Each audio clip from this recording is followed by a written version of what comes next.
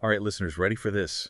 We're going deep into the Shinning Railway today. It's a really fascinating look at China in the early 1900s, and a real testament to, the ingenuity and determination of overseas Chinese communities. I think you're looking at historical records and timelines. We even have some character bios to unpack. So, yeah, get ready for a wild ride. You know what's really fascinating about this particular railway is that it wasn't just any railway project. This was the Shinning Railway, and it was entirely funded, designed, constructed, and even managed by the Chinese. Operated for a good while, too, from 1909 to 1939. And it's really a symbol of self-reliance, especially during a time, when foreign influence in China was so strong. Yeah, that's incredible. Just the kind of commitment that must have taken. Yeah. Especially way back then. Our sources actually mentioned a three-nose principle behind the whole project, like no foreign investment, no foreign loans, and no foreign labor. And that says a lot about the mindset, behind this endeavor. It really does. Yeah. And the champion of that principle was the railway's chief engineer, Chen Yixi. Can you imagine this? He spent more than 40 years working on American railways before deciding to return to China with the dream of building something truly groundbreaking for his homeland. I mean, his story is super inspiring, especially for those of us in the diaspora, right? That pull to give back to the homeland, to make a difference back home, powerful stuff. But I have to imagine that pulling off a project like this in early 20th century China, it must have come with a ton of challenges. Oh, you're absolutely right. Just think about the logistics involved. Acquiring land from, countless individuals. Right. Navigating the complexities of local customs and beliefs, like feng shui. Yeah. All while trying to secure funding in a very volatile economic climate. It's mind-boggling. So how did they overcome all of those hurdles? So the Shinning Railway wasn't just like one single line, was it? No, it wasn't. Construction actually happened in 3 phases. Between 1906 and 1920, it all started in Beiji, in Jiangmen, and then connected to Dushan in Taishan, and eventually extended westward to Baisha. When it was all done, the completed line was a whopping 133 kilometers long, and along the way, it really breathed new life into all these towns, like Ganji and Sichuan. Wow, 132 kilometers. That's a serious undertaking. And speaking of innovation, our sources mentioned some pretty impressive technical stuff, like they had a turntable system and a ferry for transporting trains. That's wild. Yeah, they were really groundbreaking for the time. So the turntable at Dushan Station, that allowed the locomotives to change direction efficiently. You can almost think of it like a giant lazy Susan for trains. Okay, I can picture that. And then the ferry system, well, that let them actually transport entire trains across the Tan River. Wow, can you imagine seeing that? Trains loaded onto ferries? That's incredible. These engineers were definitely working at the cutting edge of railway tech. But even with all of those advancements, I can only imagine the amount of resistance they must have faced. Oh, there was resistance. And it came from a lot of different places. Just negotiating land ownership with so many people and communities was a huge task. Not to mention the deeply rooted beliefs about disturbing dragon veins. Those are like underground energy flows central to feng shui. Oh, right, the cultural aspect. Yeah. It makes sense that that would be so sensitive, especially with a project that was literally reshaping the landscape. It's almost like this clash between tradition and progress, isn't it? It really is. And that theme comes up again and again throughout this whole story. And on top of all that, they were dealing with financial problems, too. Economic downturns, extortion attempts by local warlords. It's amazing they managed to keep the project going. It really is. I mean, that really speaks to Chen Yi's vision and tenacity, doesn't it? How on earth did he manage all of that? What kept this thing moving forward through all the chaos?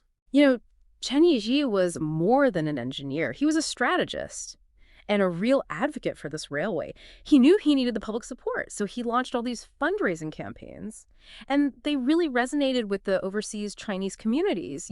These communities really wanted to help modernize their homeland, and Chen Yixi really tapped into that. Yeah, that's so true. It speaks to the connection between the diaspora and China, that desire to see the homeland do well, Yeah. even from far away. Absolutely. And it wasn't just about feelings either. These overseas communities had the money to make a real difference. Their contributions were essential. It kept the project going. Wow, so it sounds like the Shinning Railway wasn't just about connecting places. It was also about strengthening the bonds between overseas Chinese and their roots. Exactly. And that connection had a huge impact on the region. The railway's impact went way beyond transportation. It triggered all this economic and social change. Okay, so paint me a picture here. Yeah. How did the Shinning Railway actually reshape the economy? Just imagine a region that was so reliant on slow, unreliable transport Suddenly it's connected by this modern marvel. Trade just explodes, new industries pop up, and the towns along the route just see this surge in economic activity.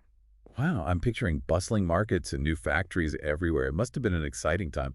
So, were there any particular industries that really benefited? Yeah. So take Taishan, for example. Before the railway, it was mostly an agricultural area, but with better transport and access to new markets, all of a sudden you see industries like machinery, power, paper, even sugar production start to take off. It really changed their economy. It's amazing how infrastructure can have that kind of impact.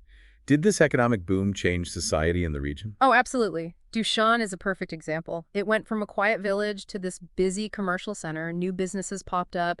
They even started incorporating Western architecture.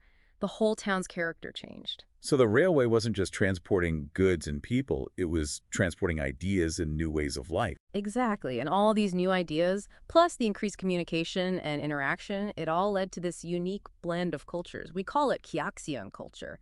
It's like a fusion of Chinese traditions and overseas influences. It's incredible. One railway line leads to economic growth, urbanization, and even a new cultural identity, the power of connectivity. It really is.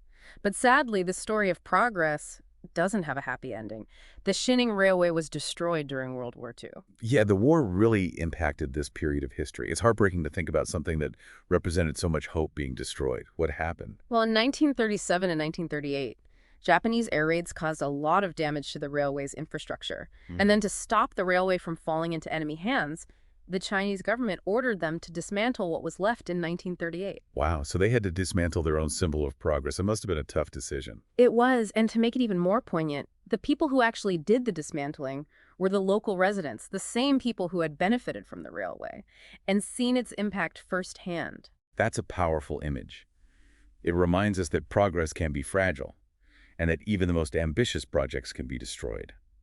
But the Xinning Railway left a legacy behind, wouldn't you say? Absolutely. It's still inspiring, especially for those of us interested in Chinese history and the contributions of overseas Chinese communities. Yeah, it shows that even with all that adversity, the spirit of innovation and that desire for progress can live on. Are there any efforts today to keep the memory of the railway alive? There are.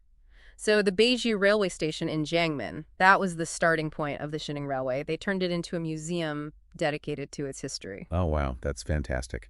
It's a real connection to the past, a place to learn about this incredible story. And if you can't visit in person, there are websites like www.rootsofchina.com. They have tons of information and resources on the Xinning Railway and Chinese history and culture. It's a great way to learn more. It's amazing to think that even though the railway is gone, its story still resonates with people. It really highlights the power of human endeavor and the importance of preserving these stories. Makes you wonder, though, right? What if it hadn't been destroyed?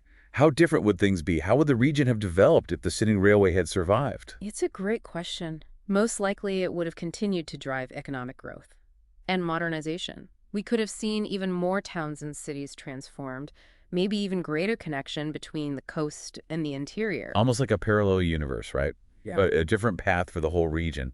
Do you think it would have had that big of an impact on China overall? Possibly. I mean, the Xinning Railway was a powerful symbol of what could be done with self-reliance and local initiative. Maybe its success could have spurred other regions to follow suit, invest in similar projects, and that might have led to a more connected and economically strong China. It really is amazing how one railway could have had such a huge impact. But even though it's gone, it's still relevant today, don't you think? Absolutely. I think it teaches us about community and perseverance and the power of infrastructure. Plus, it reminds us of how important overseas Chinese communities have been. They really shaped China's modern history. It's a story that we should remember and celebrate, not just for its history, but for what it represents. And for those listening, especially those in the diaspora, or anywhere interested in Chinese culture, I really encourage you to check out resources like www.rootsofchina.com. You can learn so much about the Xinning Railway and other amazing stories from China's past. It's definitely worth exploring. Understanding our history helps us appreciate the present and navigate the future. Well said. This has been a fantastic deep dive into a truly incredible part of Chinese history, the Xinning Railway, a testament to human ingenuity, the strength of community, and the lasting bond between the diaspora and their homeland. Thanks for joining us on this journey. Until next time, keep exploring and keep diving deep.